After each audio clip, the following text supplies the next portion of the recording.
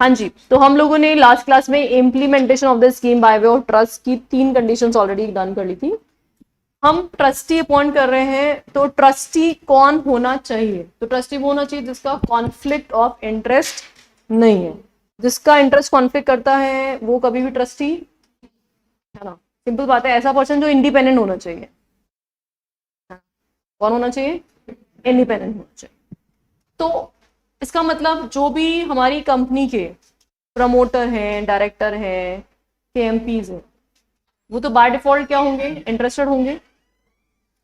तो सबसे पहले क्या बोल रहा है? Any person can be appointed as trustee of the trust except कौन कौन नहीं बन सकता? Director, KMP, promoter. 3 लोग कौन कौन हुए? डायरेक्टर, केएमपी और प्रमोटर। तो प्रमोटर, डायरेक्टर, केएमपी और उनके relatives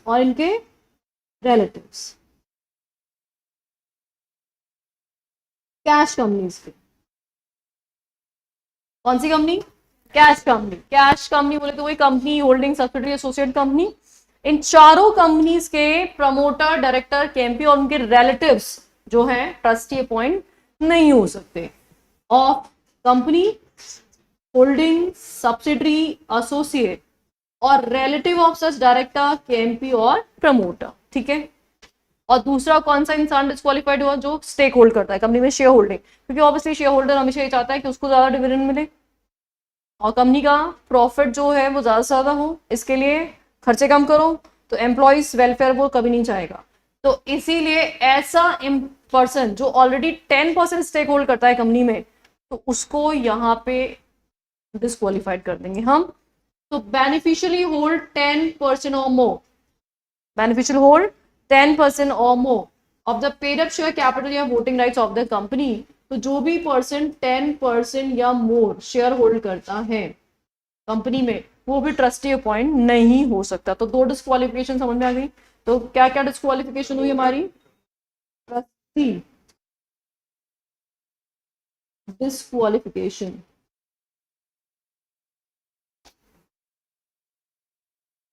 number 1 promoter, director, KMP plus उसका रिलेटिव। कौन सी कंपनी का? कैश कंपनी का।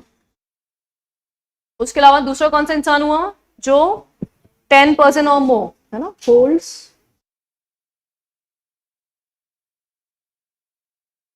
10% और मोर क्या? Share capital. तो ये पर्सन डिस्क्वालिफाइड हो गया। अच्छा, अब साथ ही में इसने क्या बोला कि अगर मान लीजिए आप किसी इंडिविजुअल को या किसी ओपीसी को ट्रस्टी बना रहे हो, है, इंडिविजुअल या ओपीसी अगर ट्रस्टी है तो मिनिमम 2 ट्रस्टी होने चाहिए। फिर कितने चाहिए होंगे? मिनिमम 2, क्योंकि इंडिविजुअल उसकी डेथ हो गई तो, और ओपीसी में भी इंडिविजुअल पर्सन ही होता है, तो फिर दिक्कत आ जाएगी। लेकिन अगर आप बॉडी कॉर्पोरेट ट्रस्टी हैं, मतलब कोई कंपनी या बॉडी कॉर्पोरेट ट्रस्टी है, तो एक से भी कम चल एक भी चले तो फिर 2 अपॉइंट करने की नीड नहीं है, क्योंकि कंपनी में बहुत सारे लोग हैं, परपेचुअल सक्सेशन है, कोई दिक्कत नहीं आएगी। बात समझ में आ गई? तो अगर इंडिविजुअल या ओपीसी है तो कितने ट्रस्टी चाहिए? 2। और अगर बॉडी कॉर्पोरेट है तो सिंगल भी चलेगा, है ना। चलो जी, लैंग्वेज देख लेते हैं। However, where individual या OPC as defined under Companies Act 2013 is appointed as trustee, so there shall be minimum 2 such trustees, and in case corporate entity is appointed as trustee, then it may be the sole trustee। तो single trustee से भी यहाँ पे काम चल जाएगा। बोलो कोई दिक्कत है? समझ में आ गया सबको? कितनी कंडीशंस हो गई हमारी? 4। अच्छा, अब है ना एक टॉपिक बताने जा रही हूँ, ध्यान से सुनना सब लोग, है ना। किसी भी लिस्टेड कंपनी की अगर हम बात कर रहे हैं तो लिस्टेड कंपनी में एससीआरए के कंडीशंस भी एप्लीकेबल होती है और शेयर होल्डिंग पैटर्न को भी वहां पे रिकॉग्नाइज किया जाता है। तो किसी भी कंपनी में शेयर होल्डिंग पैटर्न कुछ इस तरह से होता है शेयर होल्डर्स जो होते हैं, शेयर होल्डिंग पैटर्न,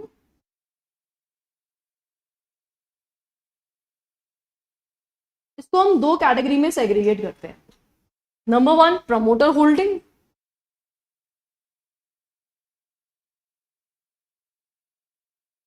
और number two, public holding.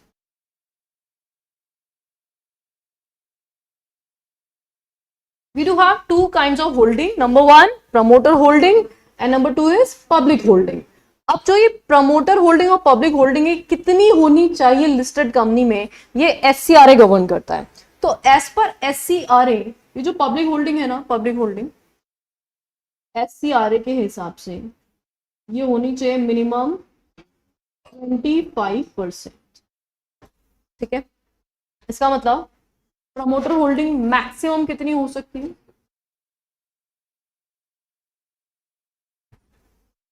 Is this clear? अच्छा, अब एक परेशानी हो रही है यहाँ पे कि ट्रस्टी ने जो शेयर होल्ड किए, ट्रस्टी के पास शेयर है या नहीं, पहले तो ये बताओ, whether trustee is having some shares or not। नहीं है, ट्रस्टी के पास कोई शेयर नहीं है। क्यों नहीं है? स्कीम इंप्लीमेंटेशन के लिए शेयर खरीदे नहीं थे क्या उसने? मैंने आपको प्रोसेस बताई थी, याद है आपको? मैंने क्या प्रोसेस बताई थी? सबसे पहले अगर कंपनी ने ट्रस्ट अपॉइंट किया है तो कंपनी उसको लोन देती है और उस लोन के पैसे से वो शेयर खरीदता है। कहां से खरीदता है? या तो फ्रेश शेयर खरीदता है या फिर सेकेंडरी एक्विजिशन करता है। तो शेयर है ना उसके पास।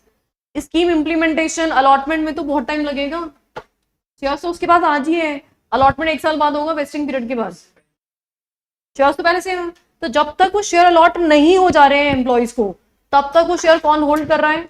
ट्रस्टी होल्ड कर रहा है। क्या ये बात समझ में आ गई?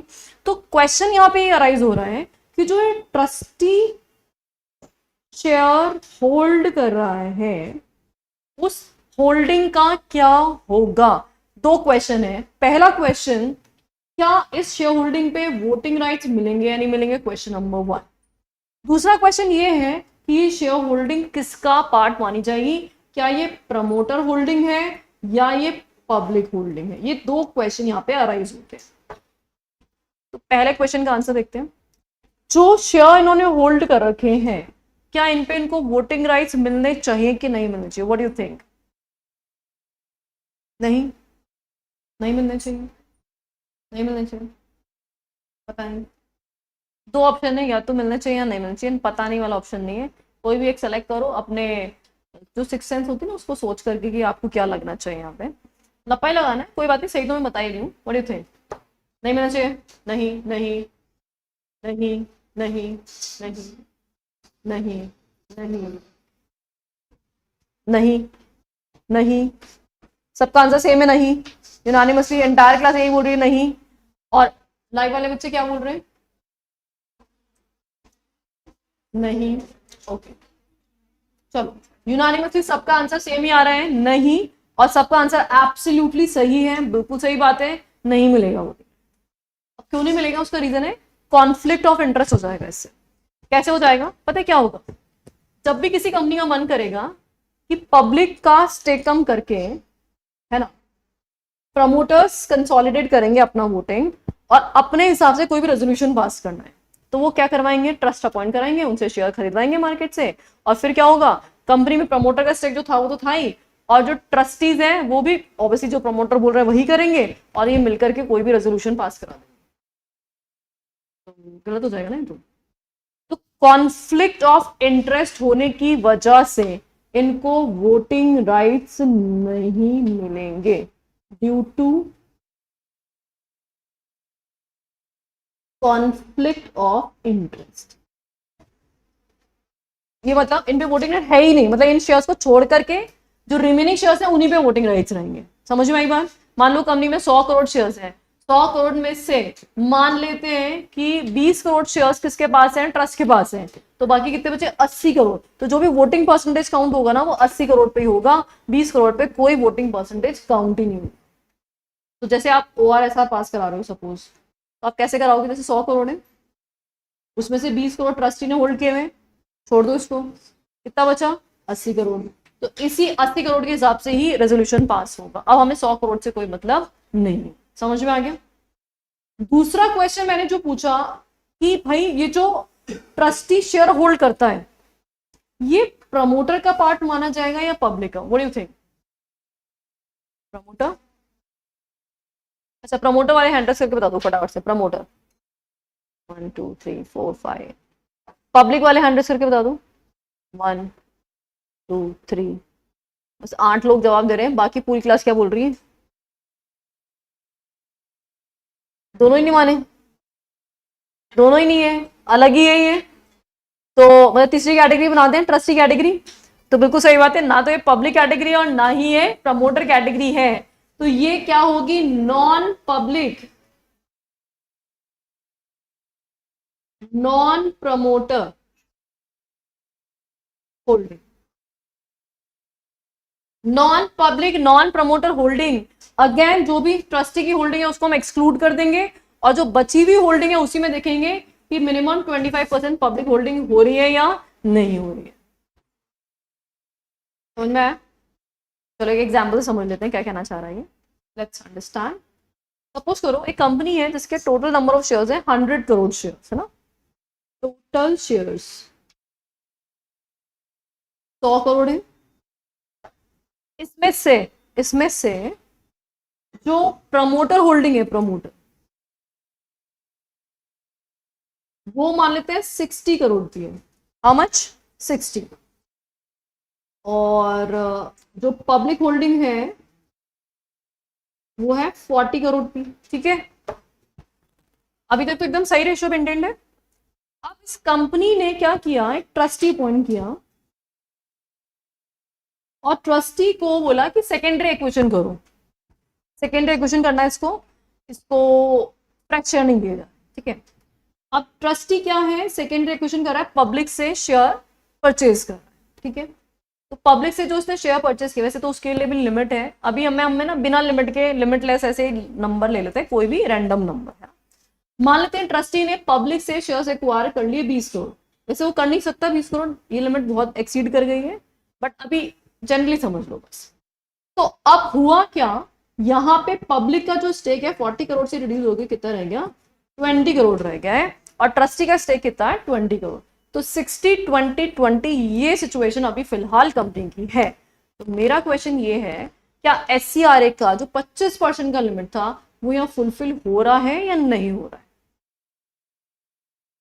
25% की लिमिट फुलफिल हो रही है या नहीं हो रही है? What do you think?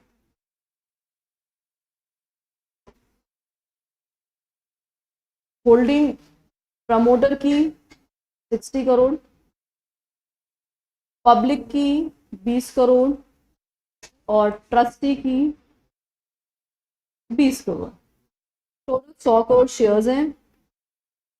तो क्या यहाँ पे 25% वाली लिमिट फुलफिल हो रही है या नहीं हो रही है? हो रही है। सबका यही आंसर है, ये कुछ और बताना चाह रहे हैं? हो रही है। लाइव वाले बच्चे बता दो, लिमिट फुलफिल हो रही है कि नहीं हो रही है? 25% वाली लिमिट फुलफिल हो रही है कि नहीं हो रही है?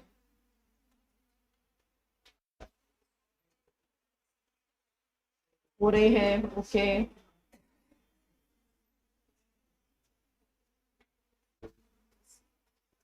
ठीक है,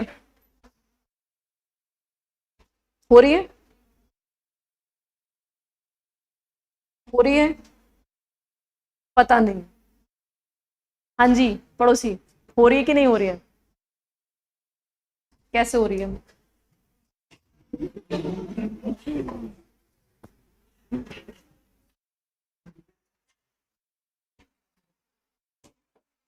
ऐसे लप्पा लगा है या पता है कि कैसे हो रही है? ऐसे लप्पा लगा है, आप बताएंगे?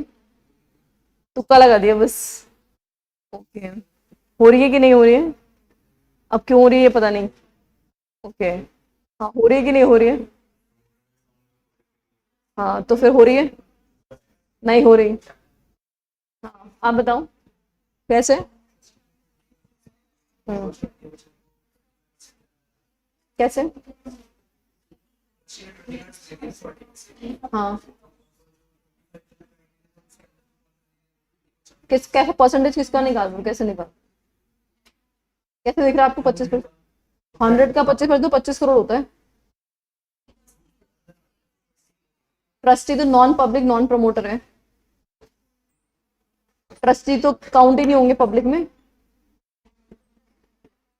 हो रही है, कैसे हो रही है?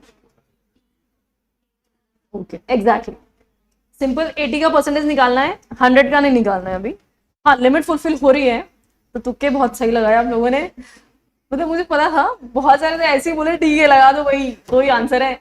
हाँ डेफिनेटली हो रही है, और कैसे हो रही है इसका सिंपल रीजन क्या है, ये हम काउंट ही नहीं करेंगे अब। ट्रस्टी को हटा दो क्योंकि नॉन पब्लिक है नॉन प्रमोटर है, नॉन पब्लिक है नॉन प्रमोटर है, अब हमें मतलब ही नहीं है इनसे, तो हमें मतलब कितने से, इतने से, तो ये कितने हो गए 80 करोड़। अब 80 करोड़ का 25% कितना होता है, 20 करोड़ है ना, अभी 25% की लिमिट यहाँ पे फुलफिल हो गई है, ऐसे हुई है। ठीक बात है, अभी क्लियर है रीजन। और कौन कौन तुक्का लगा रहा था यहाँ से, अब तो कोई नहीं बताया। चल कंडीशन देख लेते हैं फिर एक बार। हाँ, the trustees of trust which is govern under this regulation shall not vote in respect of the shares held by such trust so as to avoid any misuse arising out of exercising such voting rights।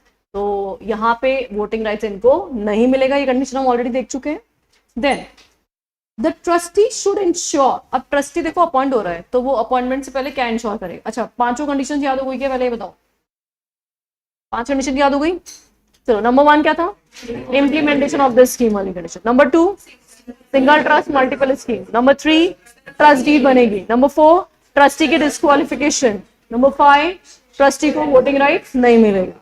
अब number 6 condition जो हम बात कर रहे हैं वो क्या बोलता है, देखो आप ट्रस्टी अपॉइंट कर रहे हो, ट्रस्टी अपॉइंट करने के लिए रेजोल्यूशन पास हुआ है कि नहीं हुआ है वो ट्रस्टी चेक करेगा कि भाई कल को पता चले कि आपने मुझे काम दे दिया और मेरा अपॉइंटमेंट वैलिड ही नहीं है, तो अपॉइंटमेंट का रेजोल्यूशन एसआर पास हुआ है कि नहीं हुआ वो इंश्योर करेगा, प्लस साथ में वो इंश्योर करेगा क्या उसको सेकेंडरी एक्विजिशन के लिए भी एसआर पास हुआ है कि नहीं हुआ।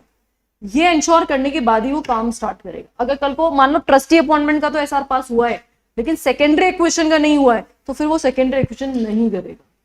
Got it, what it says, requisite approval from shareholders has been obtained by the company in order to enable the trust to implement the scheme and to undertake secondary acquisition for the purpose of the scheme। तो यहाँ पे trustee appointment के बाद क्या check कर रहा है, trustee ensures that approval of shareholders obtained, SR पास मतलब कौन कौन से ऑब्जेक्टिव्स के लिए एसआर पास है। नंबर 1 एक तो उसके अपॉइंटमेंट के लिए, अपॉइंटमेंट ऑफ ट्रस्टी,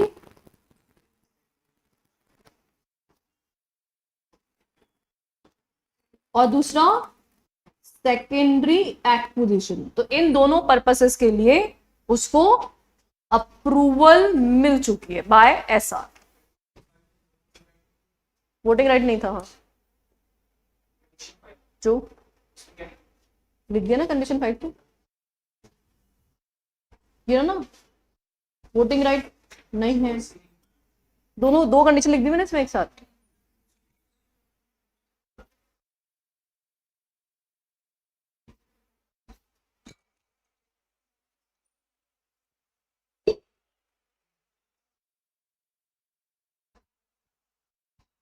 हाँ जी, तो ट्रस्टी दोनों रेजोल्यूशन इंश्योर करेगा कि उसके अपॉइंटमेंट के वक्त ये दोनों रेजोल्यूशन पास हो चुके होने चाहिए। सबको याद होगी कंडीशंस, कोई है ऐसा जिसको याद नहीं हुई कंडीशंस? कोई नहीं बोल रहा ना, सबको याद हो गई मतलब, सबको याद हो गई मतलब, चलो पूछ लेती हूँ।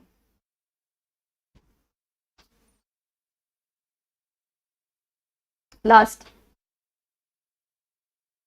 लास्ट, हाँ जी हमने 6 कंडीशन पढ़ी ना बेटा, 3 बता दो बस, 3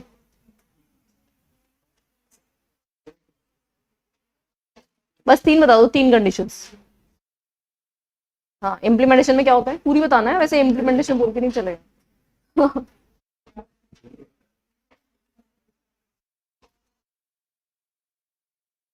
इम्प्लीमेंटेशन कैसे कर सकते हो, या तो खुद से या ट्रस्ट से, है ना। अच्छा, ट्रस्ट से कंपल्सरीली करनी पड़ेगी कौन कौन से केसेस में, कौन से दो केसेस में कंपल्सरीली ट्रस्ट से इंप्लीमेंट करना पड़ेगा।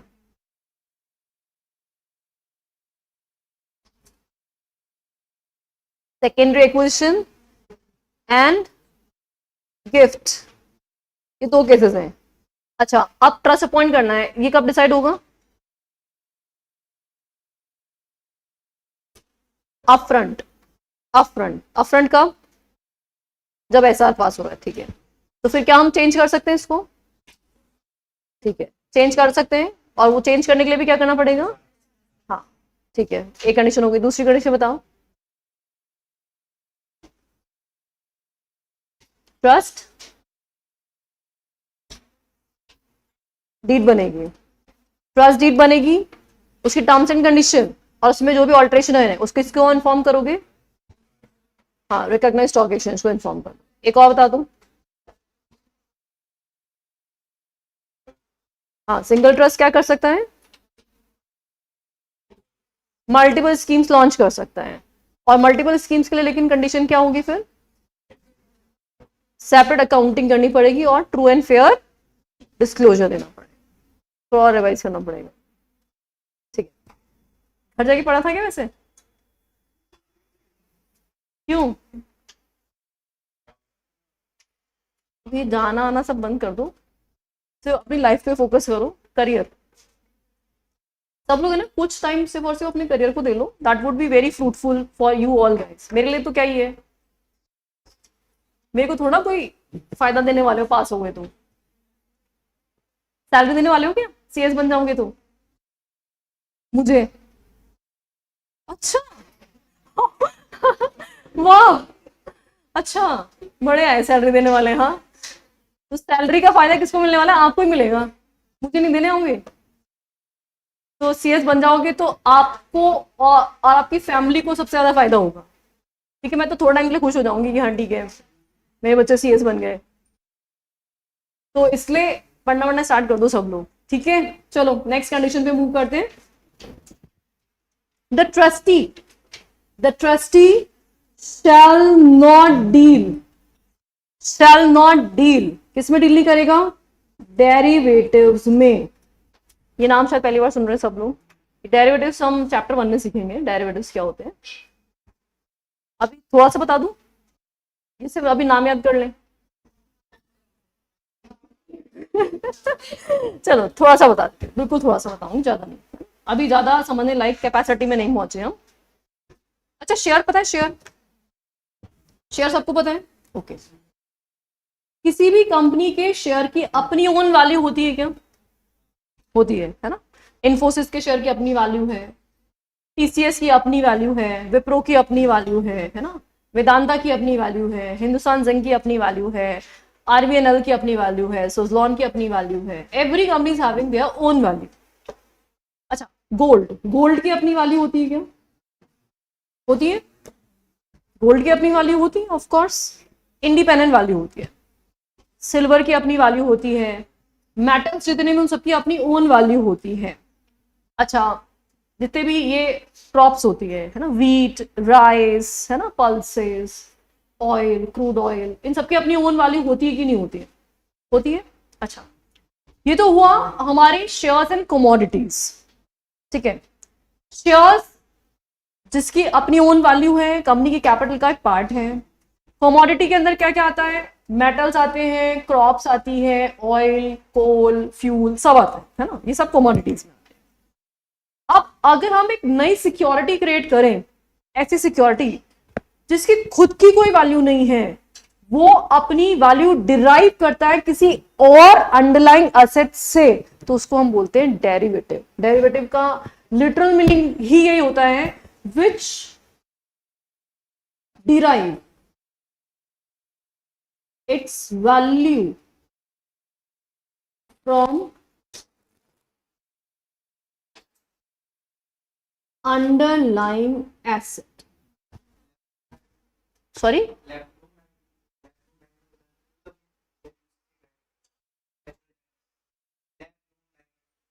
नहीं, ये नहीं है डेरिवेटिव, सिक्योरिटी होती है, सिक्योरिटी है ये कोई प्रोडक्ट नहीं है। ठीक है, ये कौन से डेरिवेटिव की बात कर रहे हैं? नहीं नहीं नहीं, सुनो, which derive its value from underlying asset, जैसे फॉर एग्जाम्पल, अच्छा आप लोगों ने बैंक निफ्टी सुना है क्या कभी? बैंक निफ्टी किस किसने नाम सुना है? बैंक निफ्टी में नाम सुना है? आपने सुना है? आपने भी सुना है? अच्छा बैंक निफ्टी, अच्छा और कुछ नहीं, निफ्टी 50 सुना है क्या? सबने सुना है निफ्टी 50? अच्छा सेंसेक्स सुना है? सेंसेक्स,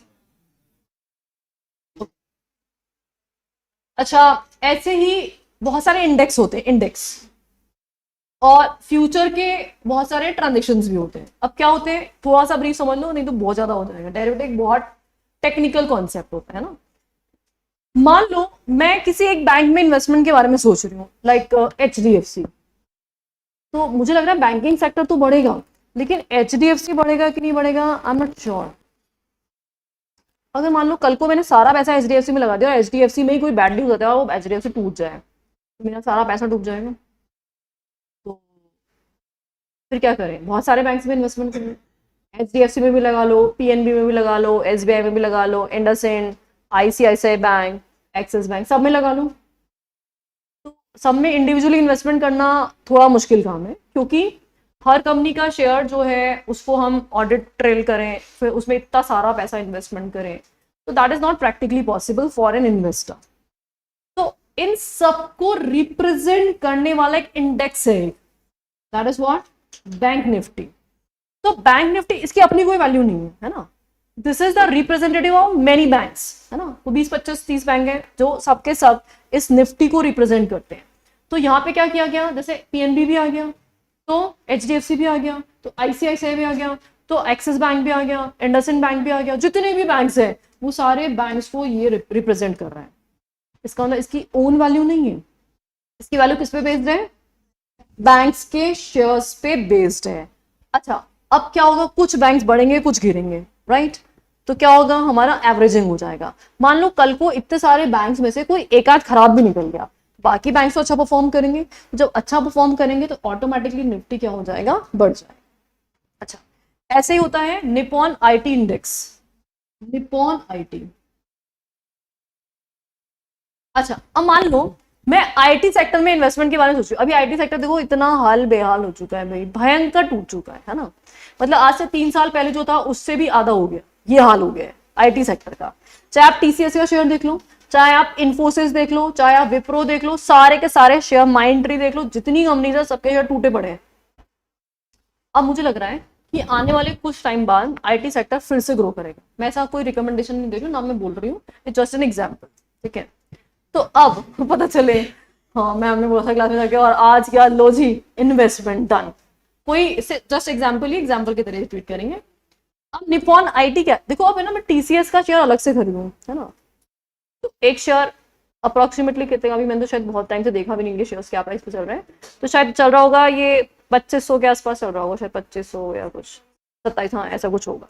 अच्छा ऐसे ही इन्फोसिस का शेयर 1000 रुपए के आसपास, 1000-1200 के आसपास है ना चल रहा है। ऐसे ही टेक महिंद्रा का शेयर भी 700 800 900 के आसपास चल रहा होगा, मतलब इस तरह के प्राइस पे चल रहा है।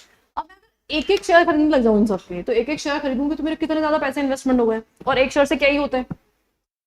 तो ऐसे में मैं इनकी इंडेक्स में इन्वेस्टमेंट कर दूं, आई एम नॉट श्योर कि इन्फोसिस कैसा परफॉर्म करेगा, I am not sure TCS कैसा परफॉर्म करेगा, पता नहीं कौन सी कंपनी को ज्यादा कॉन्ट्रैक्ट मिल जाएंगे, कौन सी कंपनी को नहीं मिलेंगे। तो हम क्या करते हैं, वहां पे उसके इंडेक्स में इन्वेस्टमेंट करते हैं। This is what Nippon IT index. ऐसे ही हर कंपनी, हर सेक्टर के अपने अपने इंडेक्स होते हैं, इनका खुद का ओन वैल्यू नहीं होता है, ये अपनी वैल्यू किससे डिराइव करते हैं, उसमें अंडरलाइन जो असेट है उससे डिराइव करते हैं। जैसे gold bond, gold bond, gold bond, gold की वैल्यू होती है, उस बॉन्ड की वैल्यू नहीं है।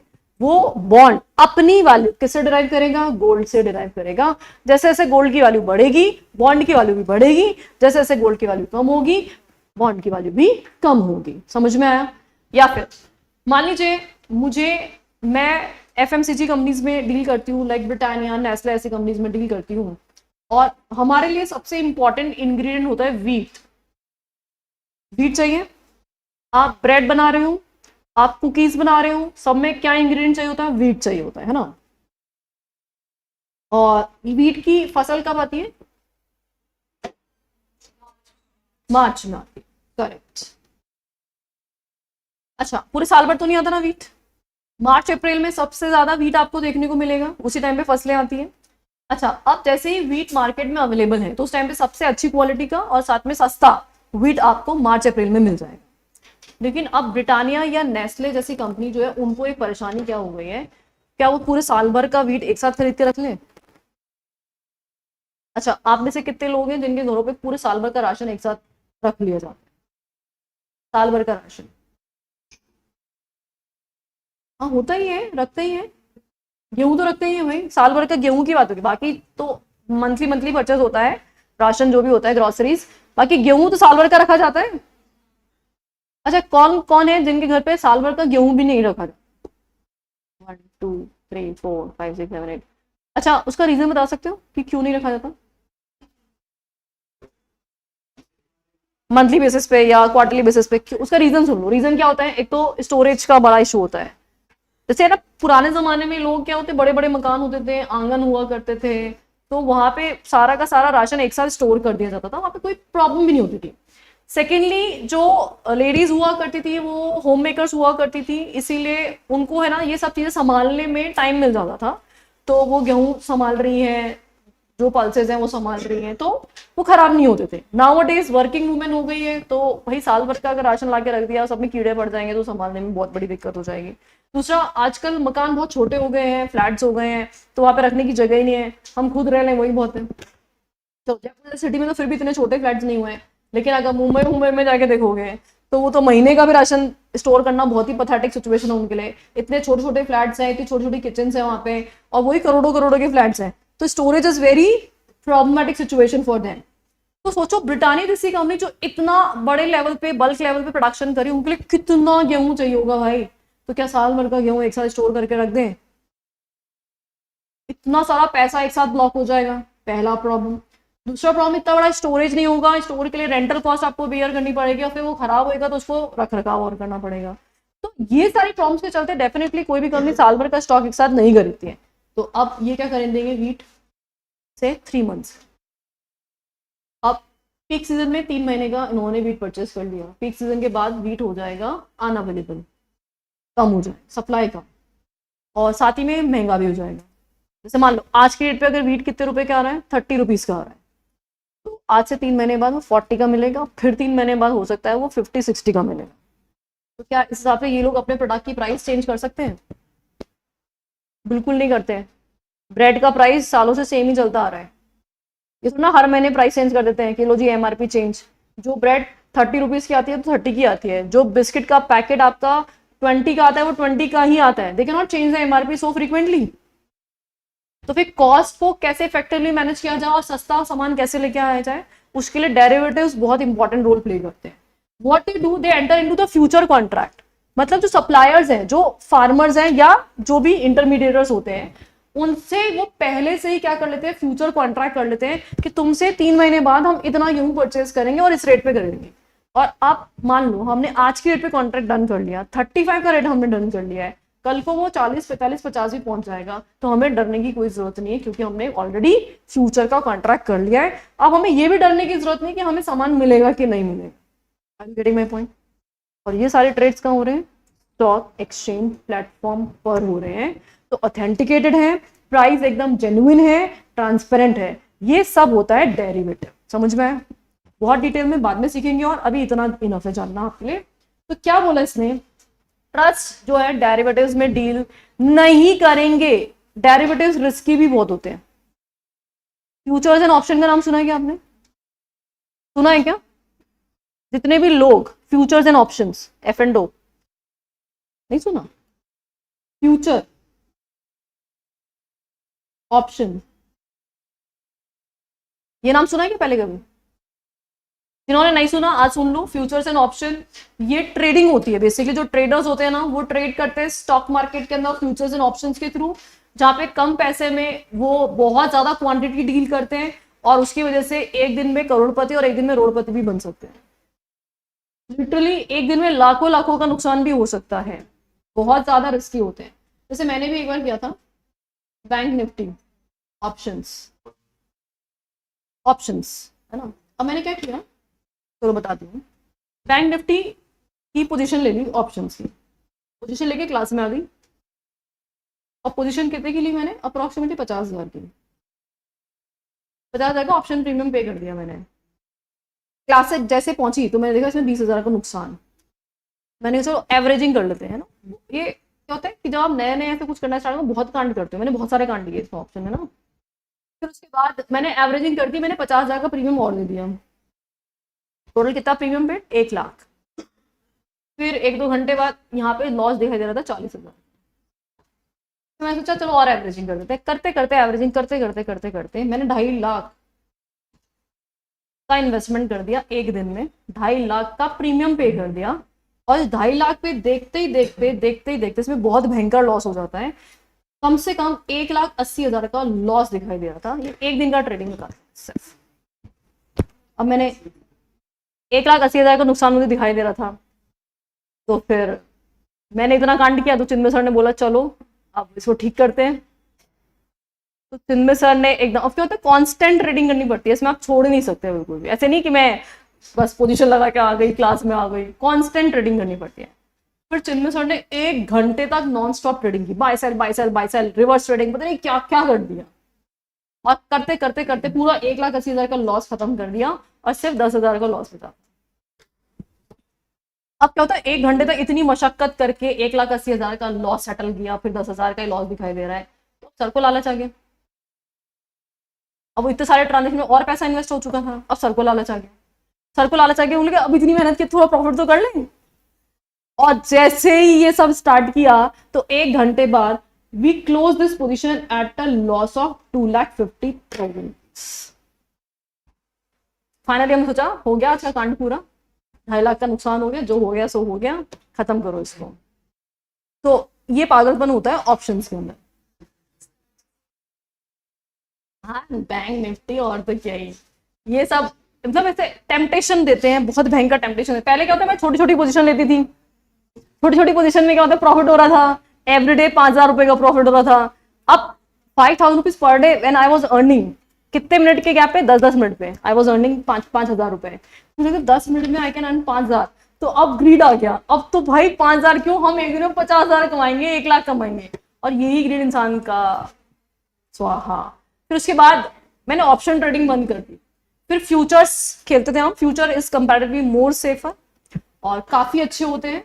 और उसकी वजह से हमने जितना भी ऑप्शन में लॉस गंवाया था ना वो सारा सेटल किया उसमें। फिर उसके बाद फ्यूचर ऑप्शन दोनों नहीं करते अब दोनों नहीं करते, अब सिर्फ इन्वेस्टमेंट करते हैं। अब सिर्फ और सिर्फ इन्वेस्टमेंट। तो हमने अब आज के डेट पे 53 शेयर्स हो गए, 53 कंपनी, 52 थे मैंने, अब एक और शेयर खरीदे, 53 कंपनीज के शेयर इन्वेस्ट कर रखे हैं, just investment, no more tradings at all. अब तो मैं देखती भी नहीं पोर्टफोलियो को जाकर के, अच्छा बड़ा गिरा, कुछ नहीं, नथिंग, बस इन्वेस्टमेंट हो गया, बात खत्म। यही होना चाहिए। क्या वो याद नहीं है, अमाउंट पोर्टफोलियो बताऊं मैं अपना ये देखो सीधे सीधे अमाउंट पूछ रहा है। हाँ जी, तो क्या बोल रहा है ये, trust shall not deal in derivatives. तो ट्रस्ट क्या नहीं करेंगे, डेरिवेटिव्स में डील नहीं करेंगे, ये ट्रेडिंग नहीं करेंगे। बेसिकली ट्रस्ट ट्रेडिंग करने के लिए नहीं आए। सुनो, कंपनी ने अपनी सिक्योरिटीज खरीदने के लिए इनको पैसा दिया है, ना कि ट्रेड करने के लिए। अगर ये लोग डेरिवेटिव्स में ट्रेडिंग स्टार्ट कर दिए ना तो कांड हो जाएगा, कांड। सोचो आप एक दिन में करोड़ों करोड़ों के शेयर खरीदेंगे और बेचेंगे तो शेयर इतना फ्लक्चुएट कर जाएगा जिसकी कोई लिमिट नहीं है ना। तो इसलिए ये सब कुछ नहीं करना है। They can not trade. ये सिर्फ और सिर्फ डिलीवरी बेस्ड ट्रांजेक्शन ले सकते हैं। क्या कर सकते हैं, डिलीवरी बेस्ड क्या होता है, T+1 सेटलमेंट मैकेनिज्म बताया था मैंने आप लोगों को, जहां पे अगर आज मैंने शेयर खरीदे हैं तो कल मेरे डीमैट अकाउंट में शेयर्स क्रेडिट हो जाएंगे। इसको क्या बोलते हैं, delivery based transaction. And shall undertake only delivery based transaction for the purpose of secondary acquisition as permitted by these regulation. जब भी आप सेकेंडरी एक्विजिशन कर रहे हो तो आप किसी भी हालत में डेरिवेटिव्स में डील नहीं करोगे, आप सिर्फ और सिर्फ क्या करोगे, डिलीवरी बेस्ड ट्रांजेक्शन ही करोगे। तो डेरिवेटिव्स को बिगनो और डिलीवरी बेस्ड ट्रांजेक्शन ही अलाउड। Got it? क्या ये कंडीशन सबको समझ में आ गई अभी? Next condition, subject to the requirement of companies rule 2014 as amended from time to time as may be applicable, the company may lend money to the trust। क्या ये lending वाली बात हम ऑलरेडी पढ़ चुके हैं? आपको याद है मैंने प्रोसेस बनाई थी जिसमें हमने कंपनी ने क्या किया था, लोन प्रोवाइड किया था ट्रस्ट को ताकि वो शेयर खरीद सके।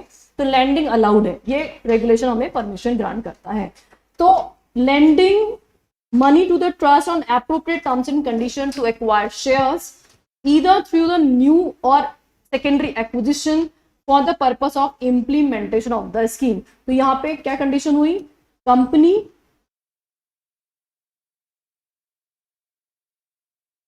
लैंडिंग करेगी मनी टू ट्रस्ट, इसके लिए to purchase shares, how, new shares और सेकेंडरी एक्विजिशन। इन दोनों में से कोई भी पर्पस के लिए आप उनको पैसा दे सकते। समाओ खरीदना तो शेयर ही है, अब खरीदो कैसे भी, चाहे फ्रेश शेयर्स खरीदो या सेकेंडरी एक्विजिशन करो, उससे कोई प्रॉब्लम नहीं है। ठीक है,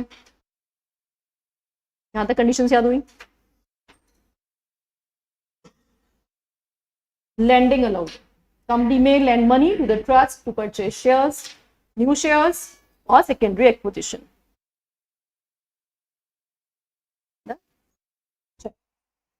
For the purpose of disclosure to the recognized stock exchange, the shareholding of the trust shall be shown as what? Non-promoter, non-public shareholding। जो हमने ऑलरेडी ऊपर वाले पॉइंट के साथ इसको कवर कर लिया था। तो नॉन-पब्लिक, नॉन-प्रमोटर शेयर है, और जो हम 25% कैलकुलेशन करते हैं पब्लिक होल्डिंग में, तो हम इसको एक्सक्लूड कर देंगे, टोटल में से भी एक्सक्लूड कर देंगे। The shares held by trust shall not form part of the public shareholding, which needs to be maintained at a minimum of 25% as prescribed under SCRR rules। तो इसकी समरी हम ऑलरेडी कर चुके हैं, दोबारा से लिखने की जरूरत नहीं है। 9 कंडीशंस हो चुकी है, एक बार पहले 9 कंडीशंस रिकैप करेंगे फिर आगे बढ़ेंगे। Condition number 1 implementation, number 2 single trust multiple schemes, number 3 trustee, number 4 disqualification of the trustee, number 5 no voting rights, number 6 ensure करेगा कि उसके अपॉइंटमेंट के लिए और सेकेंडरी क्वेश्चन के लिए एसआर पास हो चुका है, नंबर 7 डेरिवेटिव्स में डील नहीं करेगा, सिर्फ और सिर्फ डिलीवरी बेस्ड ट्रांजेक्शन ही करेगा, नंबर 8 लैंडिंग अलाउड है, and lastly non public non promoter holding में फॉल करेगा ट्रस्ट होल्डिंग, और 75% 25% की कैलकुलेशन में हम इसको काउंट नहीं करेंगे। ओके, ऑल सेट है यहां तक? लाइव वाले बच्चों को यहां तक याद होंगी कंडीशंस? ओके,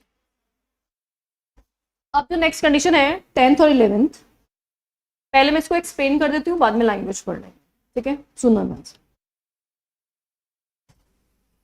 ट्रस्ट जो है उसको हमने परमिशन ग्रांट की कि आप सेकेंडरी एक्विजिशन कर लो। ठीक है, अब अगर कल को ट्रस्टी सेकेंडरी मार्केट से बहुत ह्यूज क्वांटिटी बाय कर ले, तो अचानक से शेयर का प्राइस बहुत ज्यादा बढ़ेगा कि नहीं बढ़ेगा? देखो, prices are simply reflection of the market demand and supply, simple concept है। अगर किसी भी कंपनी के शेयर का डिमांड सडनली बढ़ता है तो उसका प्राइस एकदम से बढ़ जाएगा, और वहीं पे अगर लोग अगर शेयर सेल कर रहे हैं तो प्राइस अचानक से गिर जाएगा। तो सिंपल कॉन्सेप्ट है कि price will be determined by the market demand and supply proportion, है ना। अब मान लो किसी कंपनी को अपने शेयर की प्राइस बढ़वानी है, तो वो क्या करेगा? अपने ट्रस्टी अपॉइंट करेगा, ट्रस्टी अपॉइंट करके ट्रस्टी के थ्रू कंपनी के बहुत सारे शेयर्स खरीदवाएगा। अगर एक दिन में वो 10-10, 20-20% शेयर खरीदना स्टार्ट कर दे तो भाई शेयर का प्राइस कितना बढ़ेगा हम सोच भी नहीं सकते, है ना। तो ऐसे हालातों में ट्रस्ट को रेस्ट्रिक्शन डालना बहुत ज्यादा इंपॉर्टेंट है कि वो कितना मैक्सिमम सेकेंडरी एक्विजिशन कर पाएंगे। अब सुनो एग्जांपल समझना, मान लो let's say in the year 2025-26, कौन से ईयर में? 2025-26 में हमने एसआर पास किया एसआर पास किया किस चीज के लिए कि हम ईसॉस लेके आएंगे, हम सेकेंडरी एक्विजिशन कराएंगे, तो एसआर पास हुआ ईसॉस के लिए और सेकेंडरी एक्विजिशन के लिए। ठीक बात है। देखो जिस भी साल आप एसआर पास करते हो, जब भी हम लिमिट विमिट की बात करते हैं तो हमेशा प्रीसीडिंग फाइनेंशियल ईयर की बैलेंस शीट देखी जाती है। कौन सी ईयर की बैलेंस शीट देखोगे? हमेशा पिछले साल की ऑडिटेड बैलेंस शीट, क्योंकि इस साल की तो बनी नहीं है, पिछले साल की हमारे बन चुके हैं, वो ऑडिटेड है। तो जब आप 25-26 में ऐसा कोई रेजोल्यूशन पास कर रहे हो तो आप 2024-25 की बैलेंस शीट में जो कैपिटल अपीयर है उसको आप बेस लोगे, that is a base capital. आप पहली कंडीशन क्या बोलता है कि आप एक साल में इन अ ईयर आप 2% से ज्यादा सेकेंडरी एक्विजिशन नहीं कर सकते।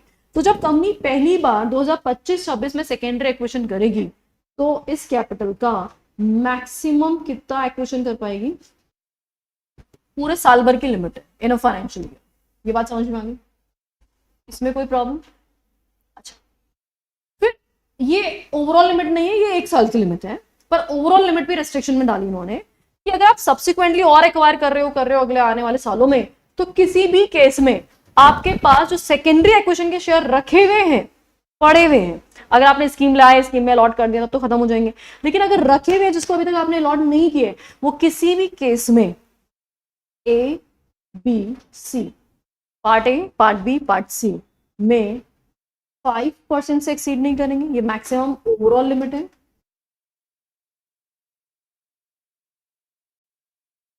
और स्कीम डी और A is for ESOS, B is for ESPS and C is for SAR, D is for general employee benefit and retirement benefit. इनके लिए ओवरऑल लिमिट कितनी परसेंटेज बताई है? 2%। लेकिन इन पांचों की ओवरऑल मिलाकर के कितनी होगी? 5%। किसी भी हालत में सब स्कीम्स मिलू करके 5% से एक्सीड नहीं कर सकती सारे सालों में, और एक साल में किससे ज्यादा एक्सीड नहीं कर सकती? 2% से एक्सीड नहीं कर सकती, है ना। अब कैसे सेटल करेंगे इसको? चलो इसी एग्जांपल को आगे कंटिन्यू कर रहे हैं। Let's move to the next year.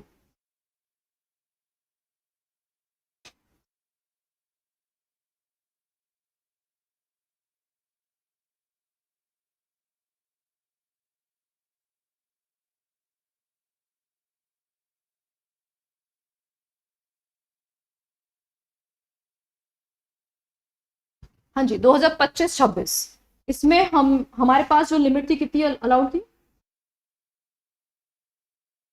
कितनी परसेंट है?